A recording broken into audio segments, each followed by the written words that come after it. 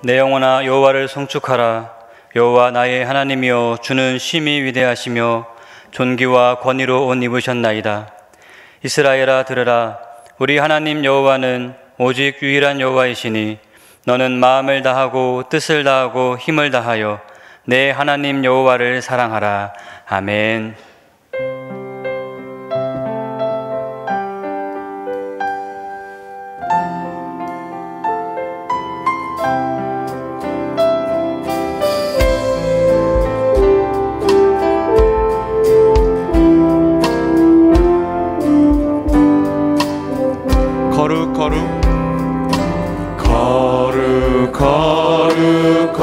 거룩 전능하신 주님, 이른 아침 우리 주를 찬송합니다.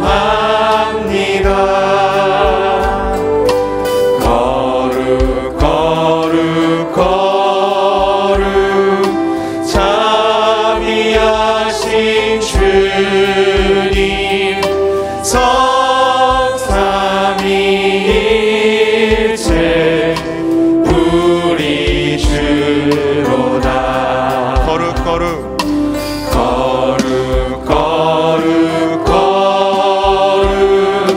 주의 보좌 앞에 모든 성도 멸류관을 벗어드리네. 천군 천사 모두 주께 굴복하니 영원히 위에 계신 주로다.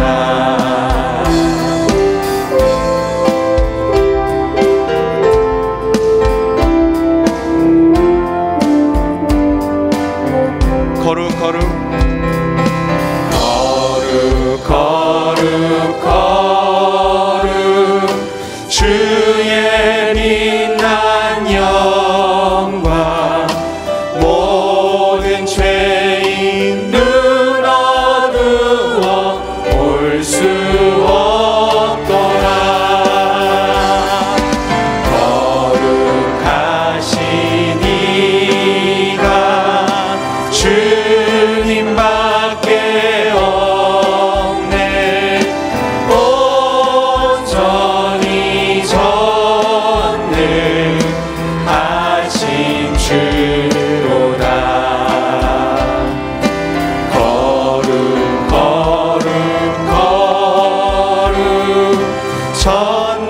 전능하신 주님, 천지 만물 모두 주를 찬송합니다.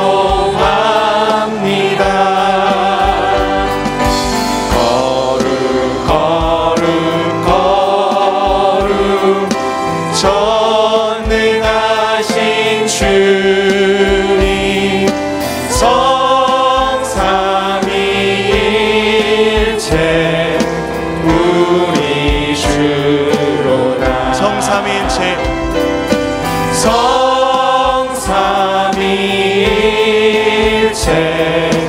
우리 주로다.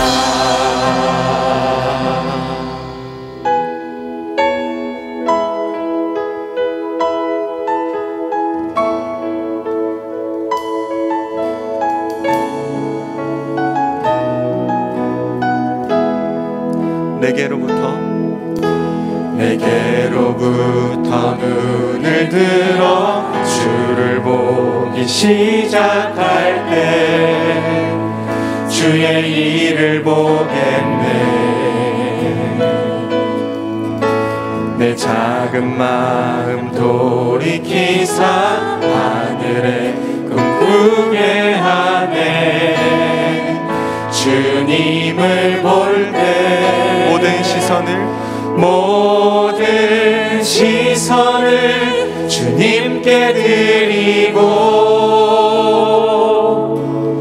살아계신 하나님 하나님을 느낄 때 내 삶은 주의 역사가 되고 하나님이 일하기 시작하네. 내게로부터 눈을 들어 내게로부터 눈을 들어 주를 보기 시작할 때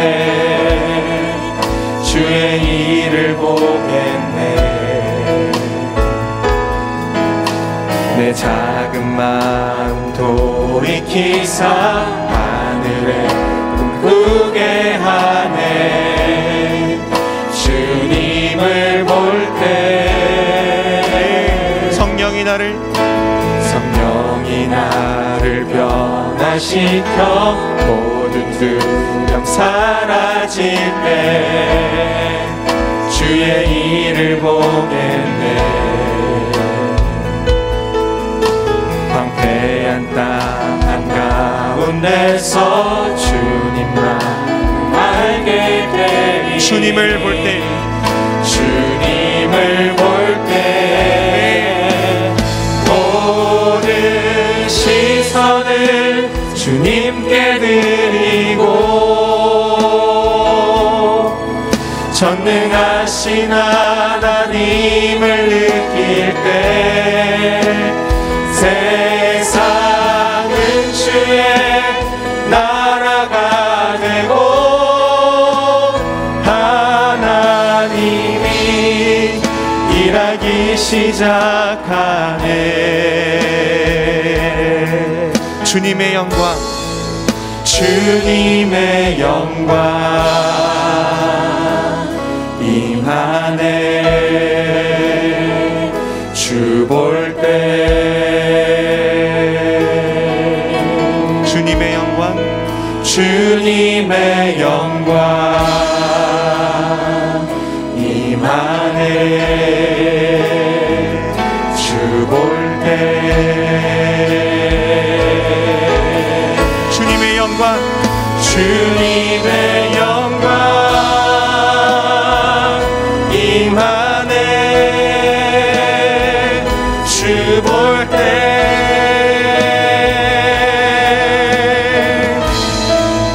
주님의 영광 임하네. 주 볼 때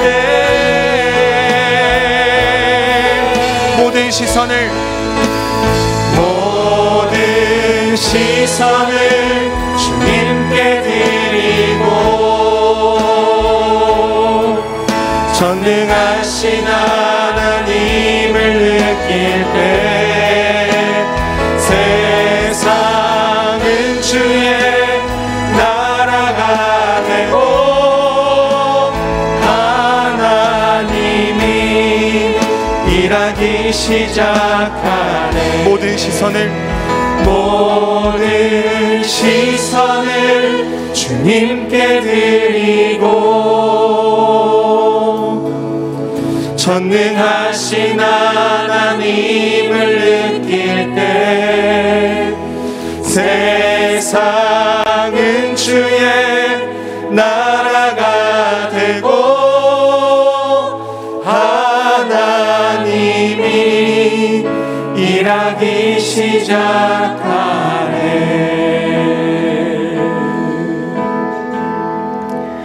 우리의 힘이 되시고 능력이 되시며 구원의 뿌리 되시는 하나님 아버지 감사합니다. 오늘도 우리를 예배의 자리로 부르심에 감사와 찬송과 영광을 올려드립니다. 우리의 이 예배를 통하여 주님 한 분만 높임을 받아 주시옵소서. 지난 한 주간도 살아올 때 인생의 무거운 짐을 지고 광야와 같은 세상에서 방황하고 있는 저희들을 불쌍히 여기시고 안전하게 지켜주시며 평탄한 길로 인도해 주심에 감사드립니다. 또한 거룩한 주일 우리의 손을 잡아 은혜가 넘치는 예배의 자리로 인도해 주시니 감사드립니다. 우리가 함께 모여 예배하는 이 시간 하나님의 크신 사랑으로 인하여 감사가 넘치는 예배가 되게 하여 주시옵소서. 아버지 앞에 나온 이 시간, 주의 보좌 앞에 무거운 짐을 모두 다 내려놓게 하시고 하나님께서 베풀어 놓으신 구원의 상에 둘러앉아 평안과 기쁨과 안식을 맛보기를 원합니다. 주의 말씀과 기도로 거룩하여지는 이 예배가 되게 하여 주시옵소서. 우리를 사랑하시고 영원한 생명의 길로 인도하시는 하나님 우리 아버지, 우리를 향하신 하나님의 사랑과 인도하심은 변함이 없으시지만 저희들의 믿음은 매일 매 순간 흔들리고 있음을 고백합니다. 우리의 삶을 하나님께 온전히 맡겨드리지 못하고 말씀의 반석 위에 든든히 서지 못하고 불안과 두려움 속에서 보내고 있는 우리의 영혼을 불쌍히 여기시고 용서하여 주시옵소서. 예수님께서는 서로 사랑하며 살라는 가르침을 주셨는데 저희들은 그 말씀을 뒤로하고 이웃과의 관계 속에서 증오와 분노의 불길을 태울 때도 있었습니다. 때를 얻든지 못 얻든지 말씀을 전파하라는 주님의 명령도 잊은 채 십자가와 복음을 부끄러워하며 전도에 힘쓰지 못하였습니다. 긍휼이 풍성하신 하나님 아버지, 우리의 믿음 없음을 도와주시옵소서. 우리의 연약함을 강건함으로 바꾸어 주시옵소서. 이제는 우리의 모든 죄를 용서해 주시고 담대하게 신앙생활을 할 수 있도록 우리의 중심을 굳게 잡아주시는 하나님의 자녀다운 삶을 살 수 있도록 인도하여 주시옵소서. 이 모든 간구를 예수 그리스도의 이름으로 기도드리오며 이제 지난 한 주간의 일을 돌아보며 하나님과 저만이 아는 죄를 자매드리옵니다.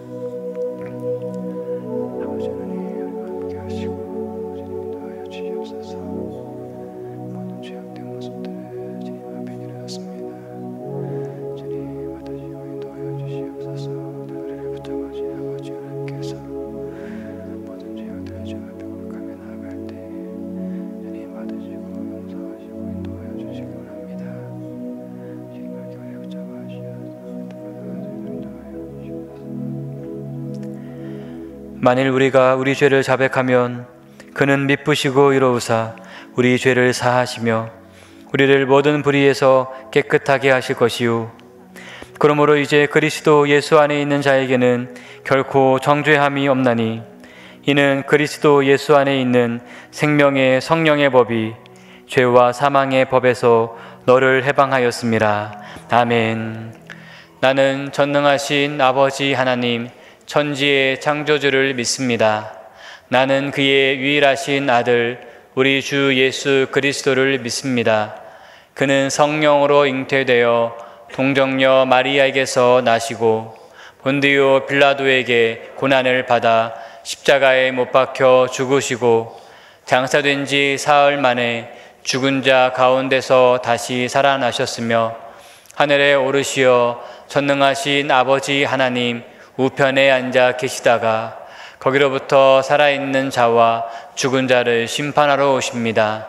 나는 성령을 믿으며 거룩한 공교회와 성도의 교제와 죄를 용서받는 것과 몸의 부활과 영생을 믿습니다. 아멘.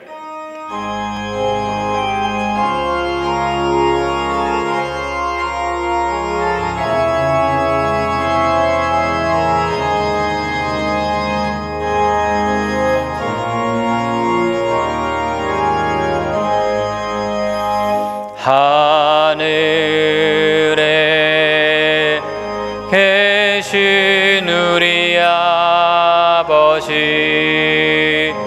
이름 거룩하사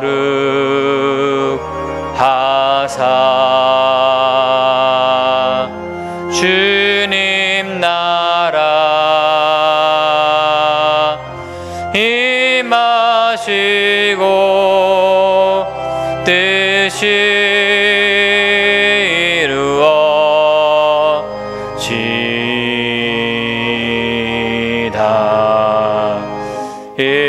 일용할 양식 주시고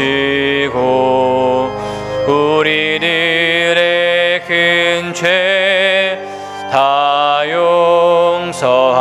용서하옵시며 또 시험에 들게 마시고 악에서 구원하소서.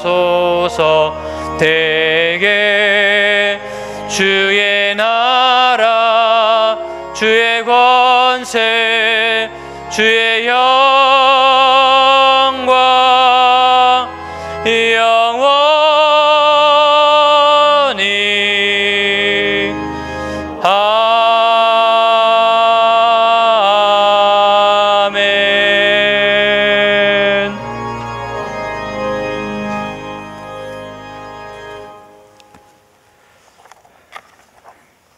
하나님 아버지,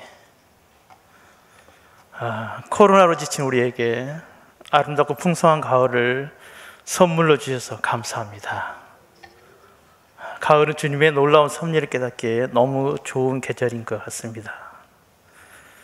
비록 코로나 상황이지만은 주님의 부르심을 따라 설레고 기쁜 마음으로 예배로 나왔습니다. 하지만 어쩔 수 없는 사정으로 가정을 성전 삼아 온 가족이 예배를 드리는 성도들도 있습니다. 주님, 이 시간 어느 곳에서든 어느 상황에서든 예수 십자가 구원의 은혜를 가슴에 품고 아버지 하나님께 영과 진리로 드리는 예배를 받아 주시옵소서.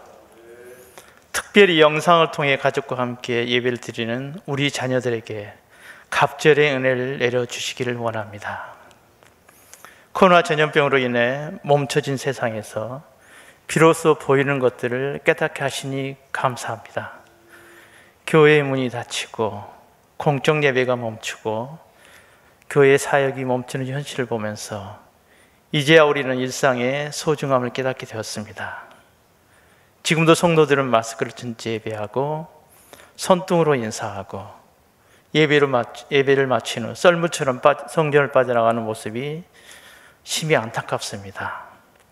교회를 마음껏 드나들며 교회 여기저기서 성도들이 기쁨으로 교제하고 주일마다 사역으로 분주하고 서로 돌아보며 함께 동요하던 봉사하던 시절이 아득한 옛날처럼 느껴집니다. 고난에는 반드시 주님의 뜻이 있음을 믿습니다. 나무들이 긴 추운 겨울을 견디며 새 봄을 기다리듯 성도들도 겨울 같은 코로나 전염병을 잘 견디며 주님이 허락하실 새로운 봄날을 소망하며 기다리고 기대합니다. 코로나 전염병으로부터 자유롭고 젖먹이 아기부터 어르신들까지 예배로 나올 때 우리는 시편 기자처럼 우리는 꿈을 꾸는 것 같고 우리의 입가에는 웃음이 가득하고 우리의 혀에는 찬양이 가득할 것입니다. 그때 여호와께서 우리를 위해 큰 일을 행하셨으니 우리는 기쁘다라는 찬양을 올려드리기를 소망합니다. 주님은 전능하신 분이요 우리를 돕는 분이시요 우리를 건지시는 분이시요 우리를 구원하신 분이심을 믿습니다. 로마의 살인적인 핍박으로 떨고 있는 초대교회 성도들에게 사망이나 생명이나 권세자들이나 다른 어떤 피조물도 우리를 우리 주 그리스도 예수 안인 하나님의 사랑에서 끊을 수 없다라고 사도 바울 편지를 통해 선포하셨습니다. 아멘입니다. 지난주 목사님의 편지를 모아 사랑의 목소리 높여라는 제목으로 책을 출간하게 하시니 감사합니다. 코로나 상황에서 담임 목사님의 편지를 읽고 많은 성도들이 위로와 기쁨을 얻고 주님을 소망하게 하시니 고맙습니다. 비록 코로나 전염병이 우리의 삶의 발목을 잡고 있지만 멈출 수 없는 한 가지 사실을 기억합니다. 예수께 받은 사명, 우리가 육체 가운데 살아가야 할 이유, 날마다 예수 구원의 소식을 선포하는 삶입니다. 우리가 어떤 상황에서도 예수께 받은 사명을 상실하거나 예수 복음을 애멸하지 않도록 긍휼을 베풀어 주시옵소서. 아버지 하나님, 우리 교회는 담임 목사님으로부터 모든 성도가 다음 세대인 우리 자녀를 향한 꿈이 있습니다. 우리의 자녀들이 이 시대의 요셉과 다니엘과 같이 하나님의 손에 붙들리고 예수를 위해, 하나님 나라를 위해 열방의 그리스도 계절을 꿈꾸는 복음의 통로가 되기를 간절히 간구하고 있습니다. 이 간절함을 모아 우모아 센터를 주님께 봉헌했습니다. 주님의 마음과 눈길이 머무는 그곳에서 우리의 자녀들이 예수의 꿈을 꾸게 하옵소서. 예수의 꿈을 꾸며 드나드는 발걸음마다 복되게 하셔서 들어가도 복을 받고 나가도 복을 받는 은혜를 베풀어 주시기를 원합니다. 주님, 담임 목사님을 통해 선포하실 주님의 말씀을 기대합니다. 깊은 밤까지 홀로 목양실에서 주님과 교제하며 주님 준비한 말씀을 강론할 때 주의 종을 예수의 영으로 충만하게 하옵소서. 말씀 중에 예배 중에 거니시는 임마누엘 예수님, 오늘도 예수님 앞에 주님의 만드심을 기다리는 성도들이 있습니다. 특별히 오랜 병상에서 밤낮으로 강구하는 암 환자들과 오랜 지병으로 고생하는 성도들을 꼭 붙들어 주시기를 원합니다. 속히 병마에서 나음을 얻으시도록 자비를 베풀어 주시옵소서. 이제 다시 살롬 성가대가 찬양으로 하나님께 영광을 돌릴 시간이 되었습니다. 지휘자의 성기를 따라 하나님께 찬양을 올려드릴 때 찬양 대우들의 영혼과 입술에 기쁨으로 가득하게 하옵소서. 마음껏 주님의 성원을 송축할 때 모든 예배자가 화답하기를 원합니다. 코로나 전염병 상황 속에서 새로운 기적을 만드신 주님을 찬양하며 예수 그리스도의 이름으로 기도드립니다. 아멘. 나를 사랑하는 주, 나의 곁에 계신 주, 이 작은 나의 기도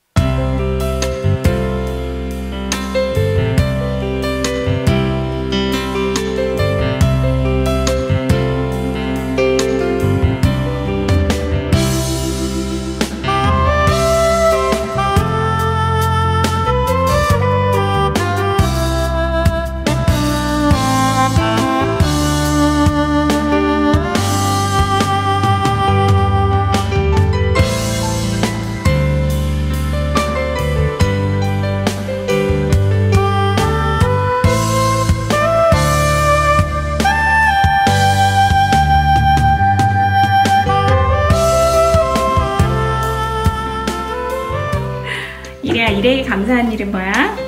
가을이 와서 감사해. 왜? 예쁜 단풍이 펴서. 하나님 아버지, 가족들과 함께 온라인 예배를 드릴 수 있게 해주셔서 감사합니다. 올해 감사한 것은 첫 번째로 많은 좋은 사람을 만날 수 있었던 것, 그리고 성실해 줄 수 있었던 것, 그리고 많이 재밌는 일이 있었던 것이 너무 감사합니다. 작년과 많이 달라진 상황 속에서도 별탈 없이 믿음 생활할 수 있고 또 별탈 없이 삶을 살아갈 수 있는 게 가장 감사한 것 같습니다. 제가 힘들 때 하나님께서 동역자들로 저를 꼭 붙잡아 주셔서 그것이 정말 감사했습니다. 담임 목사님의 목회서신을 성도들과 함께 책으로 만들어낸 것이 참으로 감사합니다.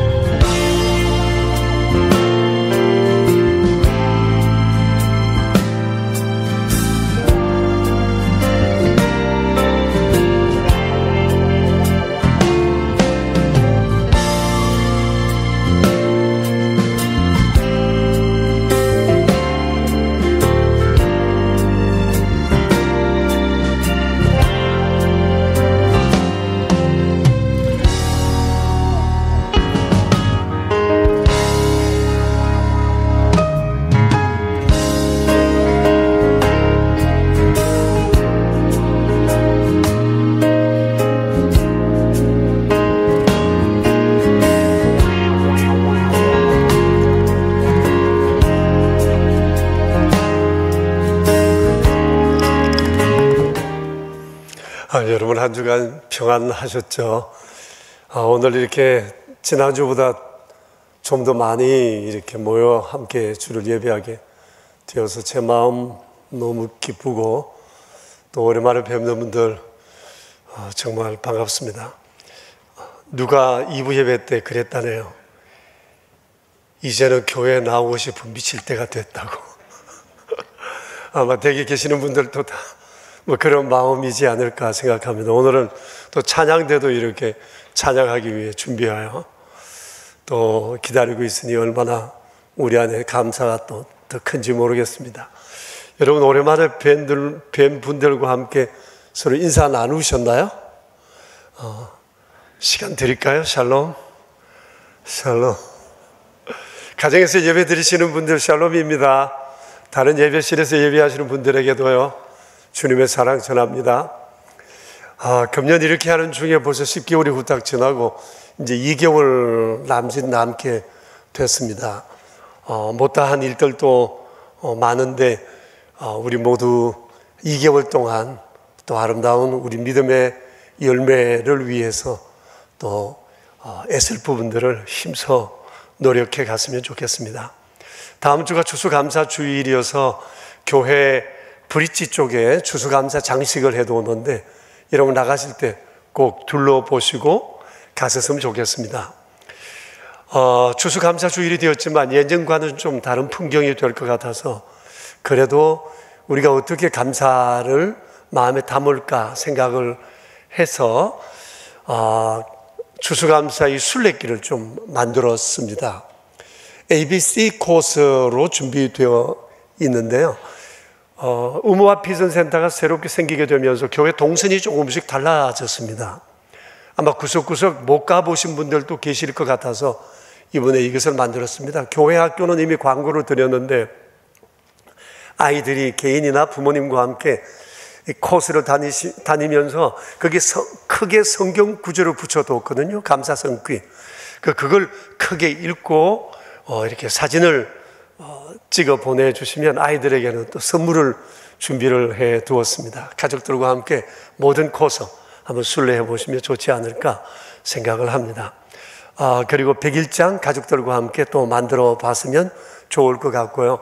가을 풍경이 너무 좋고 교회 그 사진 찍을 수 있는 여러 포인트들이 여러 곳 있어서 가족 사진을 좀 촬영해 드리려고 합니다. 뭐 정해진 장소만 아니고 또 토브 사진관에서도 좋고 어디서나 여러분들이 우리 교회 이곳에서 나는 몇 월 며칠 몇 시에 우리 가족 사진 찍고 싶습니다 라고 하는 것을 필경대 위에 신청서가 있습니다.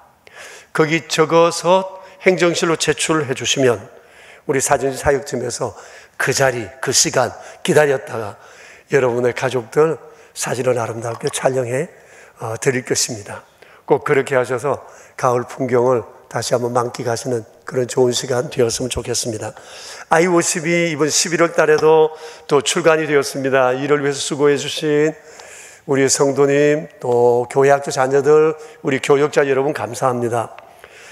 정말 아이들을 믿음으로 세울 수 있는 너무 좋은 도구라고 생각합니다. 이 내용은 우리 아이들이 우리 교사들이 직접 내용을 만들고 또 우리 아이들의 여러 사진들 흔적들이 묻어 있는 것이라 뭐 얼마나 좋은지 모릅니다. 부모들께서는 꼭 자녀들에게 이것을 소개해 주시고 함께 하시기를 바랍니다. 혹 경험하기 원하시면 행정실에 오셔서 구입하실 수 있겠습니다. 지난주에 목회 서신과 교우들의 그 응답 메시지를 적은 책 받지 못하신 분들은 가정당 한 권이니까 가실 때 여러분 가져가시면 좋겠습니다. 근데 우리가 왜 이런 생각을 못했는지 몰라요. 블루투스를 좀 활용했으면 하는 그런 생각이 이제서 들었습니다. 교회도 못 나오시고 이 상황 속에서 또 영상으로도 예배를 못 드시는 분들이 계시는데 그걸 우리가 어떻게 조치를 해드리지를 못해서 블루투스 스피커를 그분들에게 제공을 해드리고 매주일마다 우리 교역자들께서 그 주일 예배 실황을 음성으로라도 들을 수 있도록 입력을 또 업데이트를 해드리려고 합니다. 그러면 이거 가지고 계속해서 말씀 안에 거할 수 있으실 것 같아요. 그래서 순장님들께서는 돌아보시고 혹시 이런 분들 계시면 곧바로 연락해 주십시오. 교회에서 설치를 도와드리겠습니다.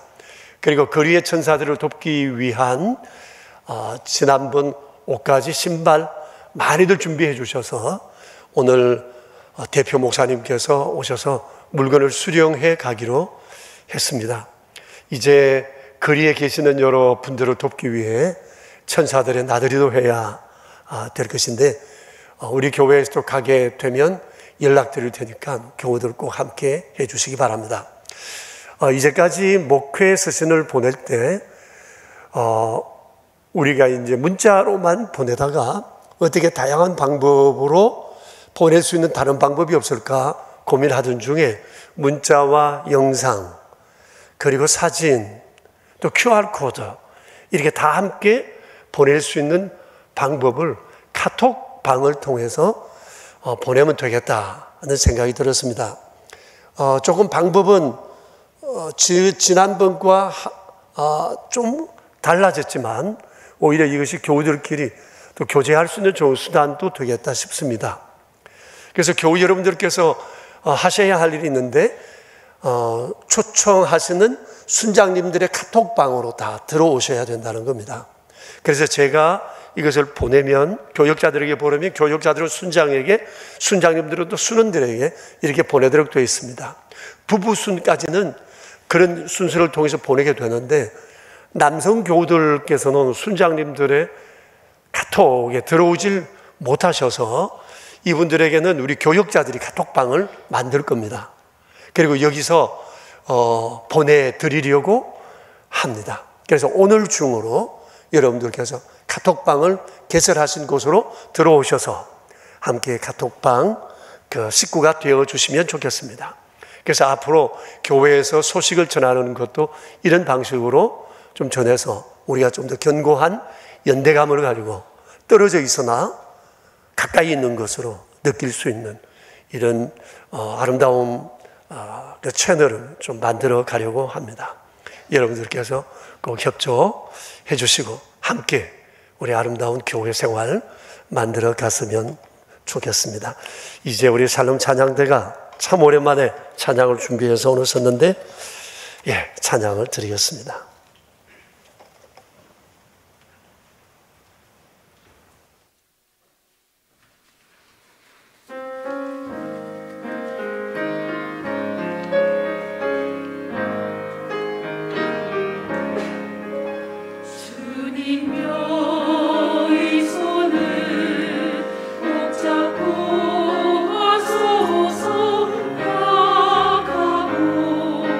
피곤하니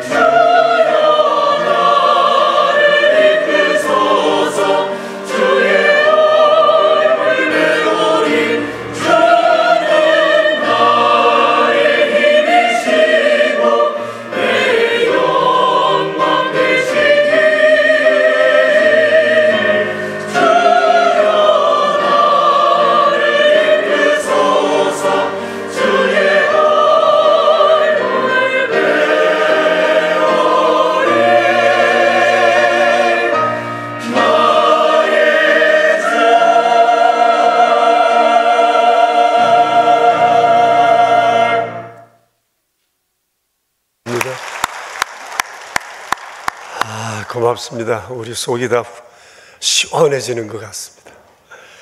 오늘 아침 우리에게 주신 하나님 말씀은 누가복음 5장입니다. 1절부터 11절에 있는 말씀입니다.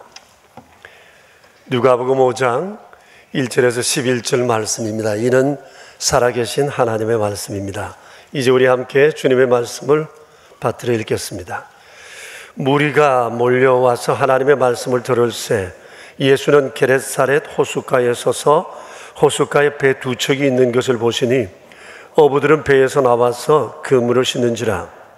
예수께서 한 배에 오르시니 그 배는 시몬의 배라. 육지에서 조금 떼기를 청하시고 앉아서 배에서 무리를 가르치시더니 말씀을 마치시고 시몬에게 이르시되 깊은 데로 가서 그물을 내려 고기를 잡으라. 시몬이 대답하여 이르되 선생님, 우리들이 밤이 새도록 수고하여서되 잡은 것이 없지만은 말씀에 의지하여 내가 그물을 내리리이다 하고 그렇게 하니 고기를 잡은 것이 심히 많아 그물이 찢어지는지라.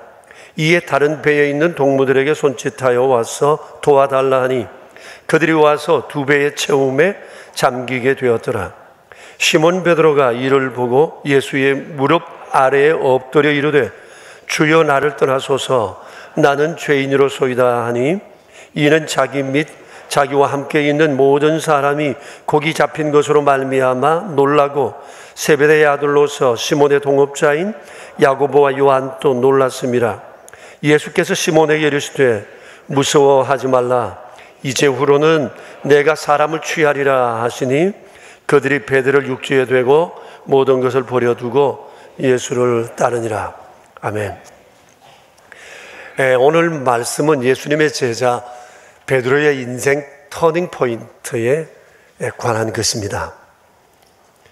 이로 인해 베드로의 삶엔 근본적인 변화가 일어났고 그의 인생의 방향이 바뀌게 됐습니다.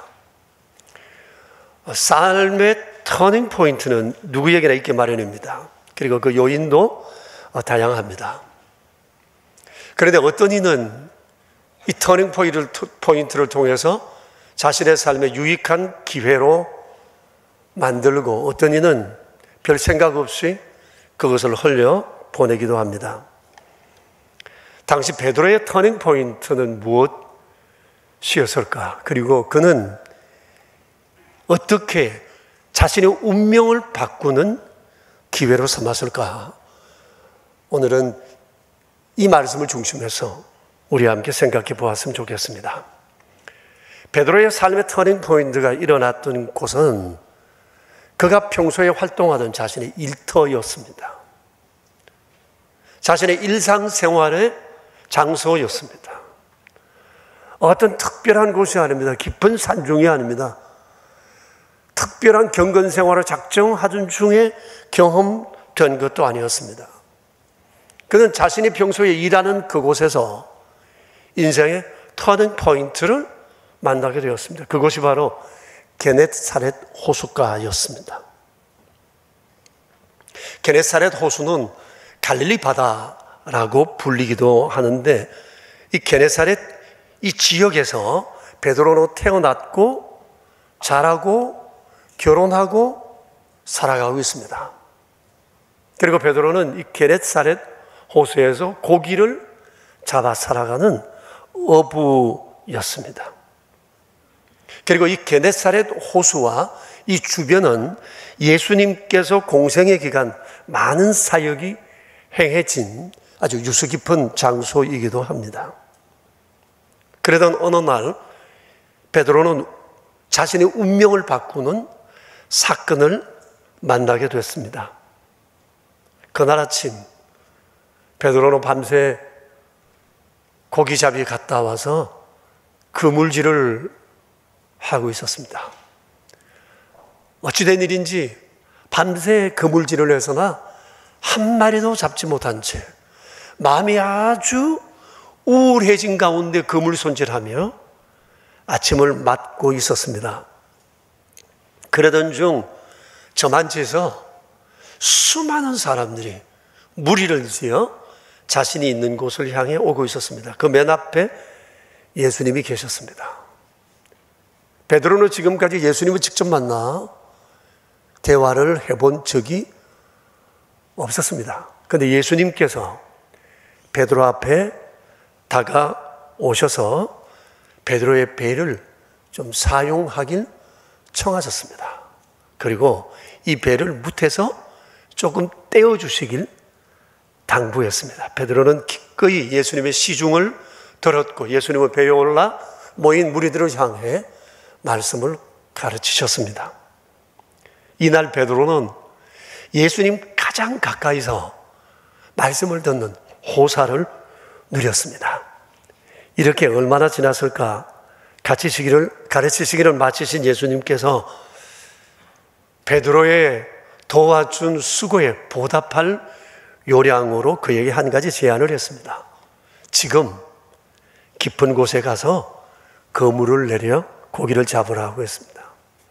매우 의아한 주님의 제안이었습니다. 지난 밤새 거기서 갔다 왔거든요. 한 마리도 못 잡았거든요. 근데 가서 그물질 하랍니다. 가서 고기를 잡아보라는 거예요. 잡아오라는 겁니다. 아마 예수님께서 베드로의 배에 올라타시면서 지난밤에 있었던 그 상황에 대해 베드로로부터 아마 얘기를 들으셨던 것 같습니다. 그런데 놀라운 것은 예수님의 이 갑작스런 제안에 베드로가 일체 토를 달지 않고 순종했다는 것입니다. 선생님, 우리가 밤이 새도록 거물질하여 고기 한 마리도 잡지 못했지만 선생님께서 그렇게 말씀하시니 내가 가서 그물을 내리겠습니다. 그리고는 베드로는 노를 저 깊은 곳으로 가서 그물을 내렸습니다. 좀 전에도 말씀드린 바와 같이 베드로가 이렇게 순종하는 것이 매우 어려운 상황이었습니다. 지금 베드로는 너무 피곤합니다. 그리고 아침이라면 고기가 잡히지 않을 때입니다. 지금 그물 손질도 거의 다 끝내놨습니다. 저녁에 이제 고기 잡으러 나가야 할 것입니다. 그리고 다시 저 깊은 곳으로까지 노를 지어 간다는 그 수고 쉽지 않습니다. 그리고 베드로는 이 바닷가에서 오랫동안 머문 어부입니다. 전문가입니다. 그는 고기가 어디서 노는지, 언제 어디서 잡아야 하는지 포인트도 잘 알고 있습니다. 예수님은 모릅니다. 그런데 주님께서 가라 하시는 이 말씀에 순종한다는 것이 어찌 쉬운 일이겠습니까? 그런데 어찌된 영문인지 그 그물에 고기가 가득 걸린 거예요. 만선을 이룬 거예요. 그물이 찢어질 정도가 되었습니다. 당길 수가 없습니다. 그래서 무태에 있는 다른 동료를 청해서 와서 2배에 가득 채울 정도로 그물에 가득 고기가 걸렸고 2배에 가득 채우자 배가 잠길 정도가 되었다고 했습니다. 한 번도 이런 경험이 없었던 것입니다. 도대체 어찌된 영문일까요? 지난밤 그곳에서 그물질을 해서나 한 마리도 잡지 못한 그곳에서 이제는 전혀 다른 상황을 경험하게 된 것입니다. 그러자 베드로와 함께 했던 동료들이 주님의 능력에 놀랐습니다. 그리고 주님에 대한 인식이 달라지게 되었습니다.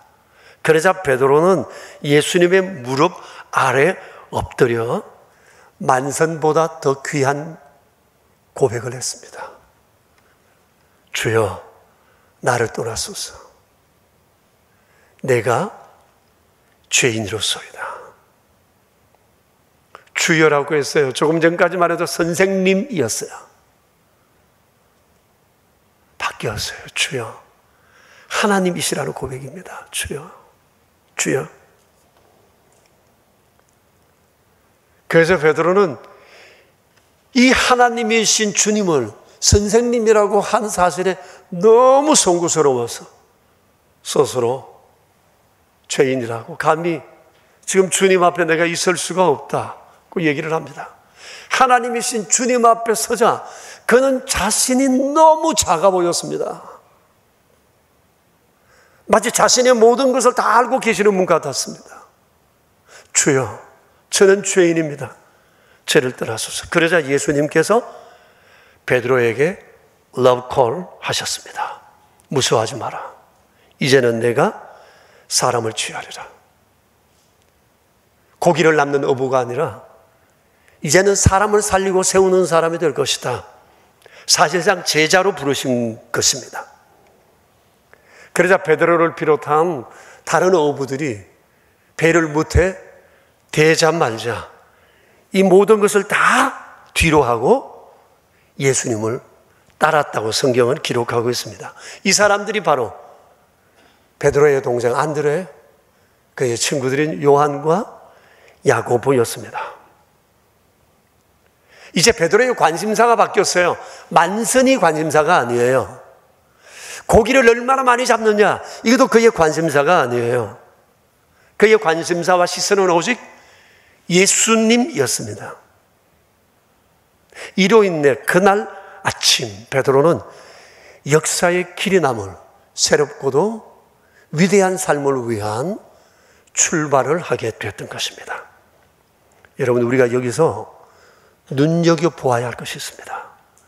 운명을 바꾸는 두 가지 터닝 포인트입니다. 첫 번째 터닝 포인트는 예수님을 만나는 것입니다.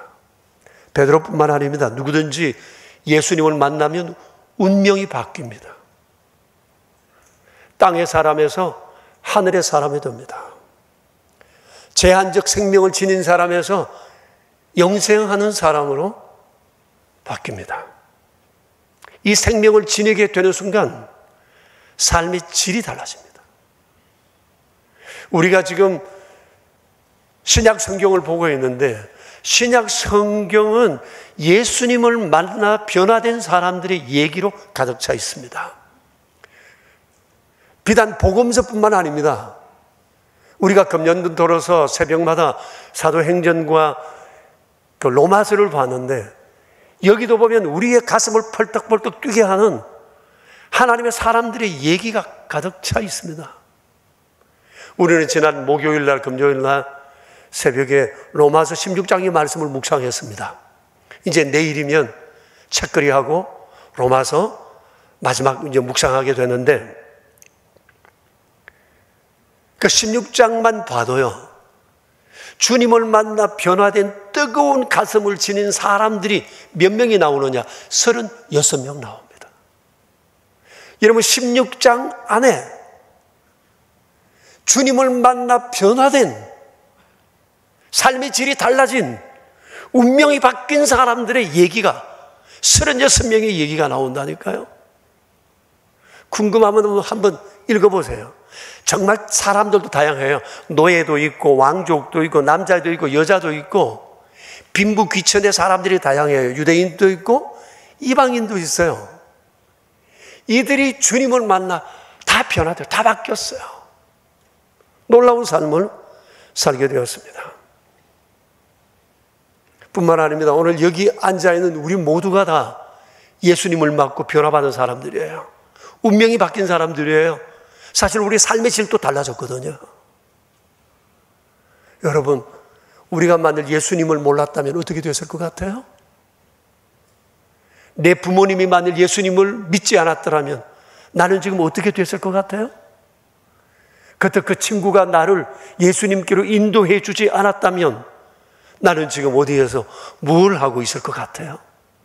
저는 여기서 생각할 때마다 한편으로는 아찔하고 한편으로는 주의 은혜 너무 감사해요. 제가 만일 예수님을 몰랐다면 나는 지금 어디서 뭘 할까? 어쩌면 이 세상 사람이 아닐지도 몰라. 그런 얘기를 제 아내와 종종 나누곤 합니다. 너무너무 감사한 겁니다. 예수님을 만나면 운명이 바뀌었고 삶의 질이 달라지게 된 겁니다. 운명을 바꾸는 터닝 포인트, 가장 획기적인 터닝 포인트는 예수님을 만나는 것입니다. 둘째는 하나님의 말씀에 대한 태도입니다. 여러분, 베드로가 그랬지 않습니까? 깊은 곳에 가서 그물을 내려 고기를 잡아라는 말씀에 베드로는 적극 순종했어요. 지난밤 저곳에서 한 마리도 못 잡았지만 선생님 그렇게 말씀하시니 내가 그물을 내리겠습니다. 예수님은 그 순간, 베드로는 그 순간 예수님에 대한 모든 선입견을 내려놓았어요. 자신의 경험, 전문성, 이것도 내려놓았어요. 그리고 그물을 내렸던 겁니다.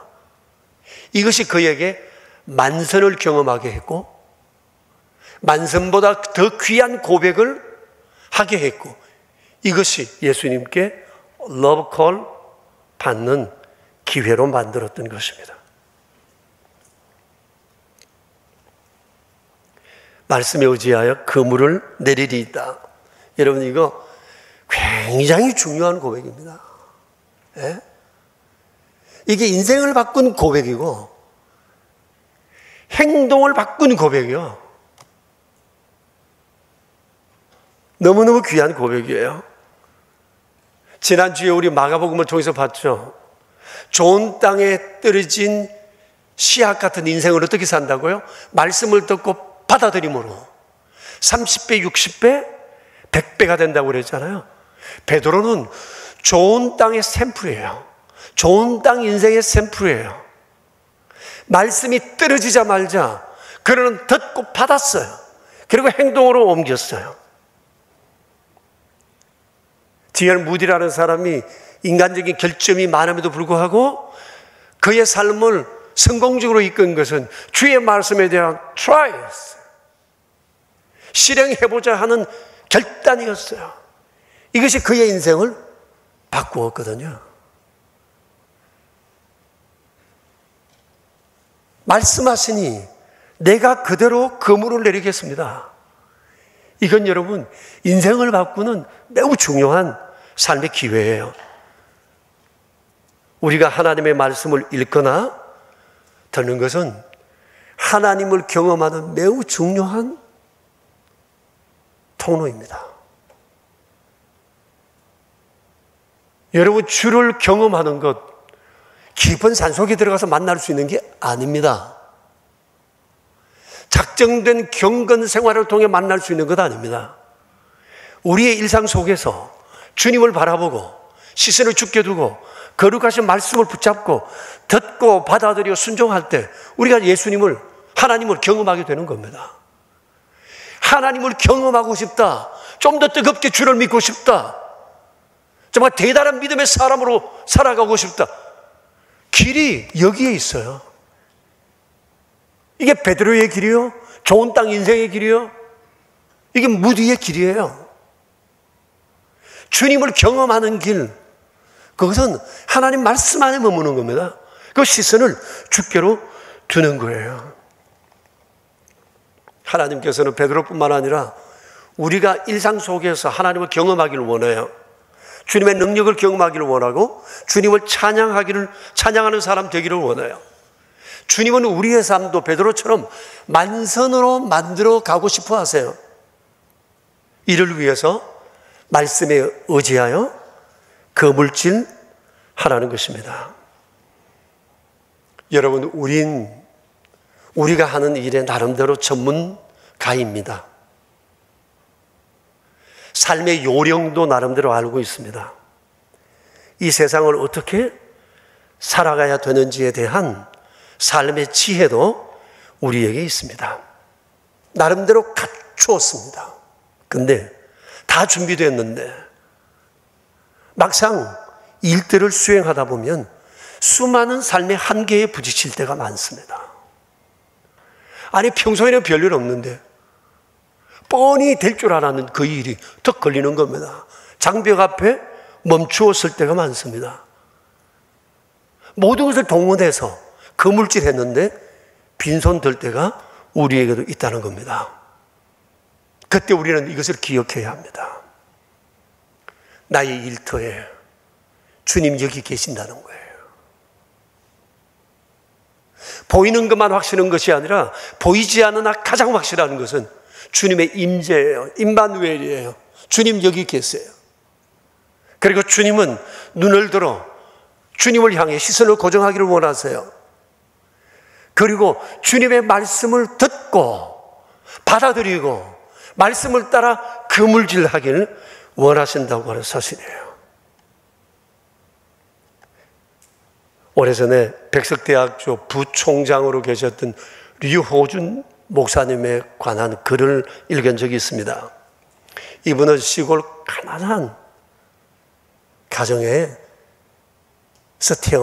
사남매 가운데 태어난 맞이였습니다.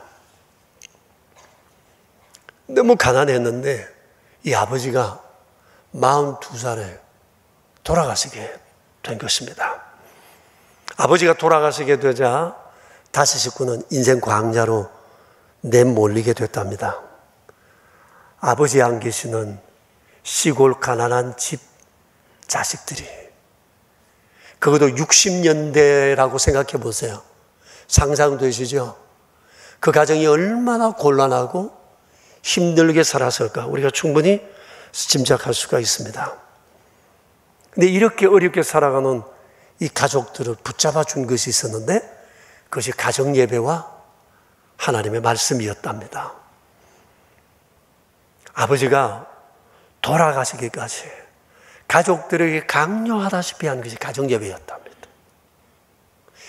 하루도 빠지지 않고 가정 예배를 드렸답니다. 아침에 일어나 가족들을 깨워서 1시간이고 2시간이고 아버지는 예배를 드리고 난 다음 활동을 했고 아이들도 학교에 보냈다고 합니다. 근데 그 집 가정 예배의 중심은 성경 읽기였어요. 성경을 그냥 몇 절 읽는 게 아니고 한 장 읽는 게 아니고 상당히 오랜 동안 돌아가면서 성경을 읽고 아버지가 성경을 또 요약하시고 또 자신의 소감을 또 말하고, 그러니까 예배 시간이 얼마나 길겠어요. 그러고 난 다음에 아버지가 마지막 언제나 결론으로 하는 말씀이 있었답니다. 시편 37편 25절 말씀인데, 내가 어려서부터 늙기까지 의인이 버림을 당하거나 그의 자손이 글식함을 보지 못하였도다. 이 말씀을 아버지가 언제나 읽었대요. 같이 한번 읽어볼까요? 내가 어려서부터 늙기까지 의인이 버림을 당하거나 그의 자손이 글식함을 보지 못하였다. 이것을 아버지는 선포하듯 하시고 예배를 끝내셨답니다. 그런데 아버지 생전엔 하나님의 말씀이 왜 중요한지, 이 말씀의 의미가 뭔지를 몰랐는데 아버지 돌아가시자마자 이 말씀이 자신들에게 유언처럼 새겨지게 되고 아버지와 함께 예배하던 그 시간이 그렇게 그립고 그때 그 경험이 힘들고 어렵게 살아가는 자신들의 삶에 힘이 되고 길이 됐다는 거예요. 그 뒤로도 가족들은 예배를 그러지 않았고 하나님 말씀을 붙잡고 살았고 묵상하며 말씀 속에 길을 찾았고 그 속에서 하나님께서 주를 믿는 의인을 늙기까지 버리지 않으신다는 것, 결식하지 않게 한다는 것, 이것을 믿고 또 믿고 힘들고 어렵지만 여전히 예배 가운데 말씀 붙잡고 살아가는 중에 만선을 경험하게 됐다고. 그런 얘기한 것은 읽어보았습니다. 말씀에 의지하여 그물을 내리는 것, 여러분 이거 너무 중요합니다. 아무것도 없다고 낙심할 것 없습니다.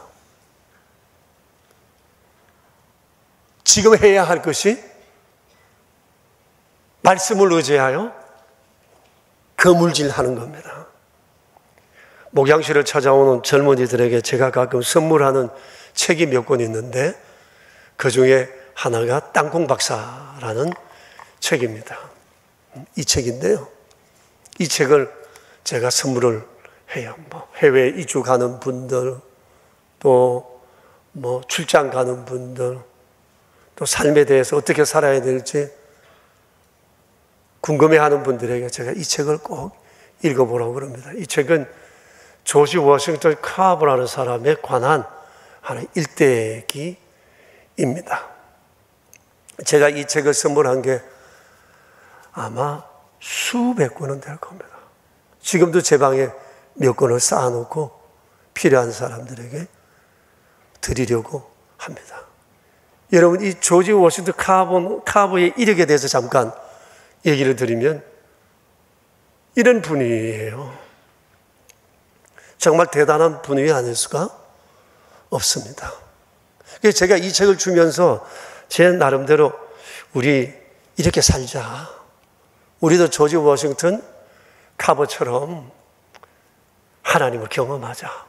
그런 마음에서 제가 이 책을 주거든요. 화면 바꿔도 좋겠어요? 또 바꿔주세요, 한 번 더. 예. 근데 제가 이 책을 많이 드리기는 했는데 얼마나 많은 분들이 이 책을 받고 읽어봤는지 모르겠어요. 뭐 읽지 않으면 이거 그림의 떡이죠. 이전에 교우 여러분께도 소개해서 우리가 같이 한번 읽어보자고 했는데 여러분 좀 읽으셨어요? 제가 여기 계시는 최 목사님께 내가 조지 워싱턴 카버에 대해서 한 번 더 얘기하고 싶은데 오래전에 얘기했던 거라 또 얘기해도 괜찮겠나 그랬더니 최 목사님께서 다 잊었을 겁니다. 안 본 사람도 많을 겁니다. 한 번 더 얘기하는 게 좋겠대.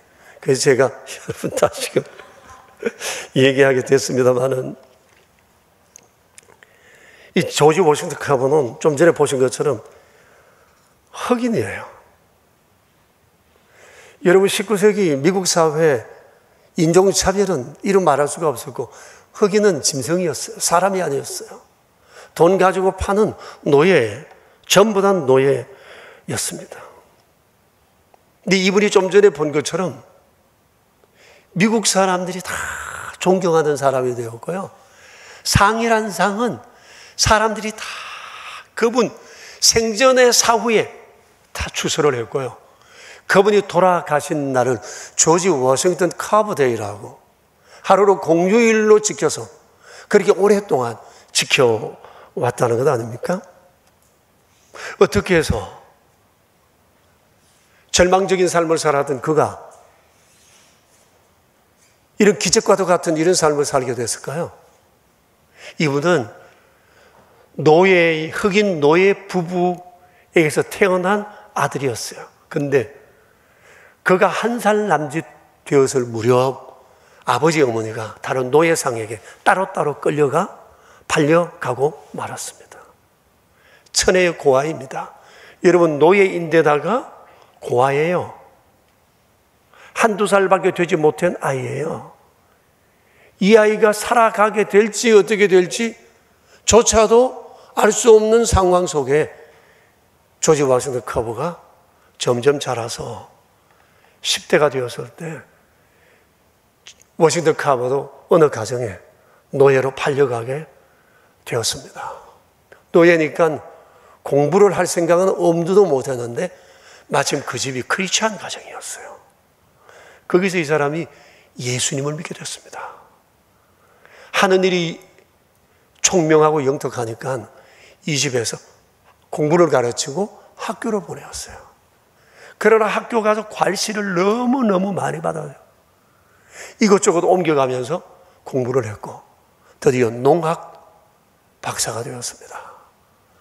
농촌 사회 속에서 가장 뛰어난 인재, 또 그가 해야 할 가장 중요한 소명, 이게 농학에 대한 아마 이런 연구가 아니었을까 생각을 해요. 그리고 그 뒤에 이 조지 워싱턴 카버는 자신의 농업 지식을 통해서 미국 농산품 생산, 향상하는 일에 얼마나 크게 이바지했는지 모릅니다. 그리고 엄청난 품종 개발을 했고요. 또 이걸 통해서 공산품까지 만들어내는 엄청난 특허들을 받아냈습니다. 한 번도 가보지 않은 길을 갔던 사람이에요. 어느 누구도 개발하지 못한 걸 개발했어요. 미국이 지금 잘 살지만 그 당시만 해도 미국은 어려웠어요. 조지 워싱턴 커버웨이의 수고로 인해 가지고 미국 농산물은 굉장히 풍족한 수확을 거두게 되는 획기적인 계기를 만들게 되었던 겁니다. 이렇게 함으로 인해서 조지 워싱턴 커버는 수많은 사람들로도 존경받는 위대한 미국인이 되었던 겁니다. 그런데 이분이 사람인데 어떻게 이 많은 것을 그가 개발할 수 있었을까요? 발견할 수 있었을까요? 그의 연구실은 기도실과 동시에 예배실이었답니다. 혼자 들어갔는데 그곳에서 도란도란 소리가 난대요. 하나님과 대화하는 시간이었어요. 연구하다가 막히면 주님 어떻게 하죠? 그럼 주께서 또 생각을 주시고 또 만들어가고 또 하다가 또 막히면 주께 기도하며 그렇게 하는 중에 엄청난 것들을 개발하게 되었다고 합니다. 그렇게 하는 중에 그는 인생의 만선을 경험했고 어느 누구도 상상할 수 없는 많은 일들을 했던 것입니다. 여러분, 하나님께서는 우리의 삶의 빈 그물을 채워주고 싶어 하세요. 그리고 우리의 삶도 만선으로 만들어 주고 싶어 하세요. 그런데 문제는 말씀에 의지하여 그물을 내리는 우리의 태도입니다. 이걸 생각하면서 지난 날을 돌아보면 후회되는 터닝 포인트 시점이 우리에게 의외로 많다고 생각합니다. 지금 코로나 상황 속에 많은 사람들이 힘을 잃었고 절망하고 낙심하고 있습니다. 그러나 이 아침 하나님께서는 우리를 이 자리로 부르시고 이 말씀을 우리에게 듣게 하십니다. 어느 누구도 대한민국은 이제 만선이 될 수 없다고 생각하고 우리의 인생은 만선이 될 수 없다고 생각하고 교회는 더 이상 만선이 될 수 없다고 생각하는 시점에 주님은 오늘 우리에게 말씀하십니다. 내가 너희를 위하여 만선을 예비했다. 코로나 상황은 우리에게 새로운 삶의 터닝 포인트입니다. 문제는 환경이 문제가 아니라 우리가 이런 상황 속에서 어떻게 하느냐는 것에 모든 것이 달려 있습니다. 천지 만물을 지으시고 주관하시는 전능하신 주님께 우리가 시선을 고정하고 살아계신 하나님의 약속의 말씀을 붙들고 이 말씀으로 여전히 세상을 통치하시는 전능하신 주님 앞에 순종하고 믿음으로 나아갈 때 우리 하나님은 우리가 한 번도 생각하지 못한 인생의 만선을 우리에게 경험하게 하실 거라는 겁니다. 삶은 내가 만들어가는 것이 아닙니다. 주님이 만드십니다. 내 지혜로 이루어가는 것이 아닙니다. 주의 말씀에 내 안에서 나를 움직여 내 삶을 되게 하시는 것입니다. 그런 거로 성도 여러분, 힘든 것이 사실입니다. 어렵습니다. 길이 없는 것 아닙니다. 주님은 오늘 말씀으로 우리의 길을 내십니다. 나를 보라, 주의 말씀을 들어라, 그리고 이 길을 걸어라. 말씀에 의지하여 깊은 곳에 가서 그물을 내리라고 말씀을 하십니다. 형제자매 여러분, 우리를 두렵게 하는 삶의 요소들이 너무너무 많으나 그러나 잠깐 눈을 들어 주를 바라봅시다. 말씀을 듣고 받아들이며 말씀을 따라 살아갑시다. 하나님께서 우리에게 기적을 경험하게 하실 줄 믿습니다. 이제 우리 함께 기도합시다. 우리 자신을 한번 돌아봤으면 좋겠습니다. 힘들고 어려운 상황입니다. 어떻게 살아야 할까요? 운명을 위한 중요한 인생 포인트는 크게 둘입니다. 주님을 만나는 것이고 또 하나는 주님의 말씀에 대한 우리의 삶의 태도입니다. 동서고금을 막론하고 이렇게 살아가는 사람들에게 주님은 만선을 경험해 오셨습니다. 환경을 탓하지 맙시다. 비관하지 맙시다. 이만하면 충분하다고 자만하지도 맙시다.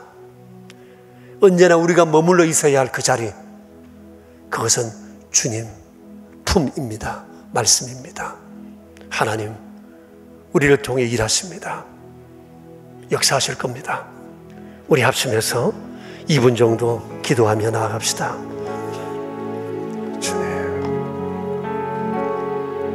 주님, 그늘을 붙여주소서. 보이는 것으로만 오늘 반대하는 우리를 붙여주소서. 환경에 짓눌리고 좌절한 우리의 소망을 숨겨주소서. 주님, 저희들이 언제나 주님을 믿음으로 살고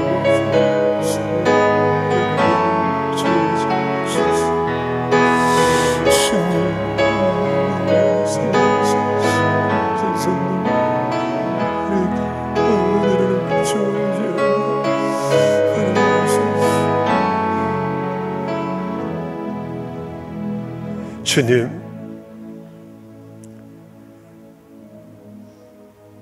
게네사렛 호숫가에서 우울하게 하루를 시작하던 베드로를 만났어요. 그의 운명을 바꾸시고 위대한 삶의 길을 살게 하셨던 아름다운 현장으로 저희를 초대해 주셔서 감사합니다. 스스로의 지혜와 경험, 전문성으로 어찌 해볼 수 없었던 절망의 아침에 주님께서는 어느 누구도 한 번도 경험해 보지 못했던 이런 상황을 베드로에게 제안하시며 순종해보라 요청하셨습니다. 잡은 것이 없으나 말씀에 의지하여 그물을 내리겠습니다. 주님, 우리에게 이 마음을 주십시오. 코로나 상황 속에 많은 이들이 두려워하고 낙심하고 있습니다. 이제는 어찌 해볼 수 없고 돌이킬 수도 없고 이제는 예전처럼 돌아갈 수 없을 거라고 생각을 하는데 오늘 주님은 말씀하십니다. 아니, 예전이 아니라 그보다 놀라운 만선의 복을 내가 너희를 위하여 예비하고 있다 말씀하셨습니다. 인간의 통계, 인간의 경험으로 어찌 역사에 대해서 함부로 이러쿵 저러쿵 말할 수 있겠습니까? 주님은 역사의 주관자시요 우리 인생의 주인이십니다. 사람은 보는 것으로만 알고 보이지 않는 것에 추측할 뿐이나 주님은 확신을 가지시고 우리에게 말씀하시며 약속하시며 저희를 이끄십니다. 주여, 그렇습니다. 주를 보게 하소서. 시선을 주께 고정하게 하소서. 환경을 넘어 말씀을 의지하게 하옵소서. 말씀을 붙들며 말씀 가운데로 살아가게 하소서. 말씀이 움직이는 그 인생 되게 하여 주시옵소서. 주여, 모든 환경들이 우리를 절망하게 하나 주님은 오늘 우리에게 소망을 꿈꾸게 하십니다. 주님, 우리가 주님 안에 거하겠습니다. 말씀 안에 거하겠습니다. 모든 형식을 내려놓고 진실로 주님 앞에 거하기를 원합니다. 주여, 주의 영광을 저희를 통하여 나타내어 주시옵소서. 우리의 구세주 예수 그리스도 이름으로 기도드립니다. 아멘. 이제 우리 일어나셔서 453장을 우리 함께 찬양합시다. 옆 사람들과 우리 함께 샬롬으로 인사합시다. 샬롬. 한마디 더 하셔. 꼭 만선이 되십시오. 꼭 여러분 만선을 이루세요. 가정에서도 다른 예배실에서도 꼭 만선의 복이 있으시길 바랍니다. 453장.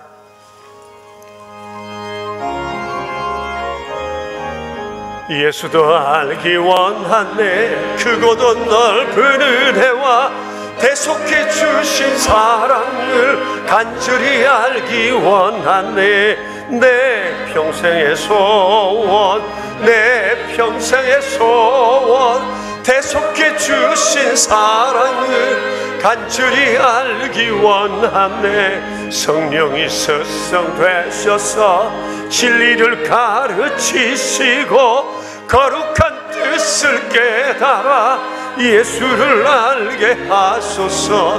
내 평생의 소원, 내 평생의 소원, 대속해 주신 사랑을 간절히 알기 원하네. 성령의 감화 받아서 하나님 말씀 배우니 그 말씀 한 절 한 절이 내 맘에 교훈 되도다.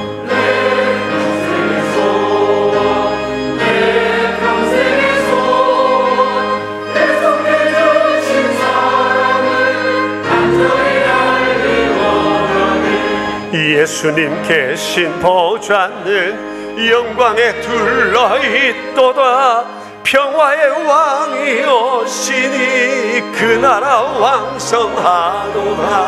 내 평생의 소원, 내 평생의 소원, 대속해 주신 사랑을 간절히 알기 원하네. 주님, 길을 보았습니다. 보이지 않는 가운데 길 내시는 주님을 보았습니다. 주님, 오직 주만 의지하고 살아가겠다 하지만 우리 명선의 가족들이 여기 있습니다. 이제 형식과 외식을 벗고 진실한 믿음으로 주만 따르게 하여 주시옵소서. 베풀어 주시는 종과 앞으로 우리의 삶을 만선으로 채우실 자비로우신 주님 감사드리며 귀한 예물 주님 앞에 드립니다. 여기 11조 예물과 감사 예물, 주정헌금, 오른손 헌금, 완달러 선교 헌금, 사랑의 식탁, 그리고 의무와 비전센터 건축을 위한 귀한 예물의 손길들이 있습니다. 한 분 한 분을 기억해 주십시오. 주님 원하시는 그 위대한 사람으로 만들어 가시옵소서. 주 영광 드러내는 복의 통로 되게 하옵소서. 우리의 구세주 예수 그리스도 이름으로 기도드리오며 이제는 만왕의 왕이신 주 예수 그리스도의 은혜와 만복의 근원 되시는 아버지 하나님의 그 크신 사랑하심과 성령님의 교통하심이 모인 저희 무리들과 명선의 모든 가족들과 주님의 몸 되신 교회 위에 이제로부터 영원히 함께 계시옵기를 간절히 축원하옵나이다. 아멘.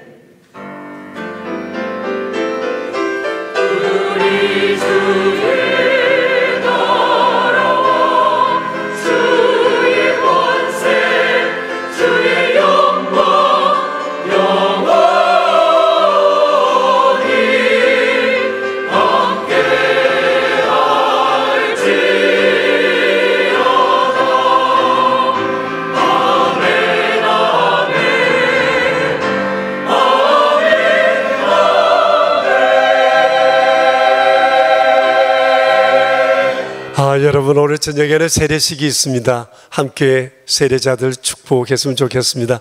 평안히 돌아가시고 한 주인 또 주 안에서 승리하세요.